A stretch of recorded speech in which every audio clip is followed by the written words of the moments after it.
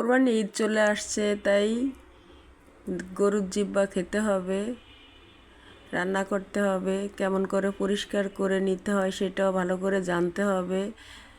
তাই গরুর জিহ্বাটাকে রান্না করে নিলাম। আমার আজকের রান্নায় থাকছে গরুর জিহ্বা। এই যে রান্নাটা হয়ে গেছে, একেবারে সুন্দর, খেতেও কিন্তু অনেকটাই টেস্ট হবে। এই যে গরুর জিহ্বা এখানে নিয়েছি, জিহ্বাটাকে কিন্তু ভালো করে সুন্দর করে 3বার ধুয়ে পরিষ্কার করে নিয়েছি। সবাই কেমন আছেন? আসসালামু আলাইকুম, আমি Tanjum cooking back to my channel. এই যে গরুর জিহ্বাটা মাশাআল্লাহ দেখতে কিন্তু অনেক সুন্দর। এবার রান্না করতে চলে আসলাম রান্নাঘরে। চুলায় একটি হাঁড়ি বসিয়ে পরিমাণ মতো পানি দিয়ে এবার জিহ্বাটাকে দিয়ে দিব সিদ্ধ হওয়ার জন্য। একটি ঢাকনা দিয়ে দিলাম। কিছুক্ষণ পর চলে আসলাম, ঢাকনাটাকে সরিয়ে দেখছি কেমন হয়েছে, বলক চলে আসছে। এবার দিয়ে দিব 1/2 টেবিল চামচ হলুদ গুঁড়ো। হলুদ গুঁড়োটা কিন্তু না দিলেও হবে, আমি দিয়েছি সুন্দর কালারের জন্য, দেখতে যেন সুন্দর দেখায় সেই জন্য। এই যে হলুদ গুঁড়োটা দেওয়াতে কিন্তু কালারটা অনেক সুন্দর দেখাচ্ছে। কোরবানি ঈদ চলে আসছে, জিহ্বা না খেলে কি হবে? এই যে কালারটা দেখতে কিন্তু অনেকটাই সুন্দর।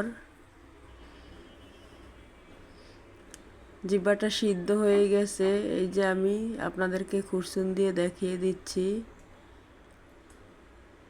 এই যে একেবারে সিদ্ধ হয়ে গেছে, এখন কিন্তু নামিয়ে ফেলতে হবে।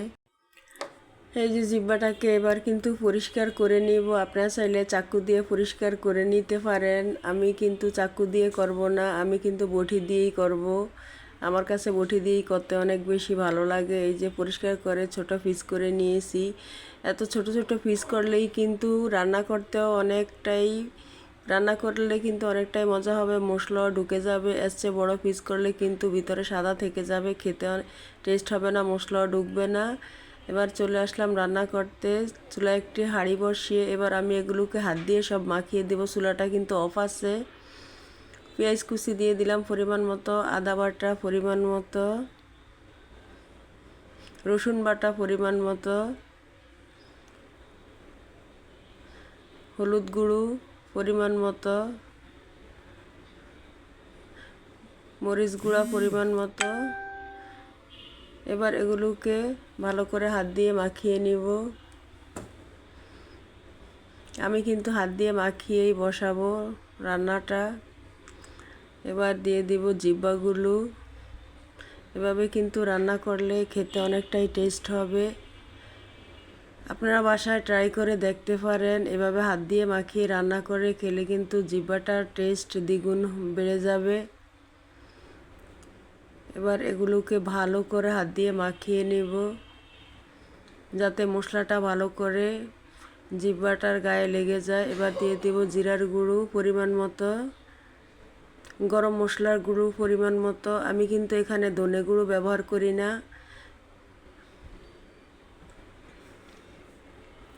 এবার হাতটাকে ধুয়ে একটু পানি দিয়ে দিব।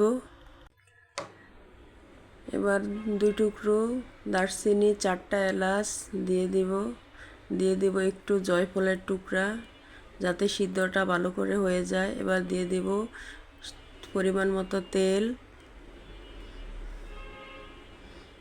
এবার দিয়ে দিব পরিমাণ মতো লবণ। এবার ঢাকনাটা দিয়ে চুলাটাকে জ্বালিয়ে, চুলাটা কিন্তু একেবারে হাই হিট করে দিব। এই যে বলক চলে আসছে, এবার কিছুক্ষণ নাড়াচাড়া দিয়ে কিন্তু চুলাটা একেবারে লো হিট করে দিব। এতেই কিন্তু আস্তে আস্তে সিদ্ধ হয়ে যাবে। আমার রান্নাগুলি যদি আপনাদের একটুও ভালো লেগে থাকে তাহলে লাইক কমেন্ট শেয়ার করতে ভুলবেন না। আপনারা যারা আমার রান্নাগুলি দেখে আমার চ্যানেলটিকে সাবস্ক্রাইব করে আমার পাশে আছেন, আপনাদের জন্য আমার পক্ষ থেকে আছে অসংখ্য ভালোবাসা, অসংখ্য দোয়া। যারা সাবস্ক্রাইব করেননি এখনও, রান্নাগুলি দেখেন ঠিকই, আপনাদের প্রতি অনুরোধ রইল আমার চ্যানেলটিকে সাবস্ক্রাইব করে আমার পাশে থাকবেন। আবার নাড়াচাড়া দিতে চলে আসলাম। এই যে চুলাটাকে লো হিটে রাখাতে আস্তে আস্তে কিন্তু কষানোটা হয়ে গেছে।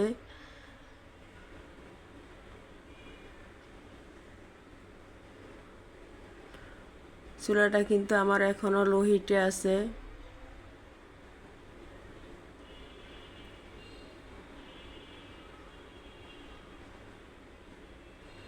এবার এখানে দিয়ে দিব 1 কাপ পরিমাণ পানি।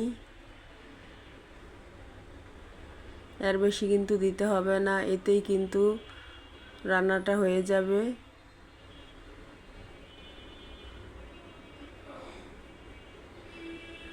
আপনাদের যদি একটুও ভালো লেগে থাকে আমার রান্নাগুলো, তাহলে একটি লাইক দিয়ে দিবেন। লাইক দিতে আপনারা ভুলে যান, লাইকটি দিয়ে দিবেন। এবার আবার নাড়াচাড়া করে দিব। এই যে একবারে মাখা মাখা হয়ে আসছে। এভাবে কিন্তু গরুর জিহ্বাটা রান্না করলে খেতে অনেকটাই টেস্ট হয়। আমার রান্নাটি ছিল আজ এই পর্যন্ত। আগামী অন্য কোনো রান্না নিয়ে আপনাদের সাথে দেখা হচ্ছে।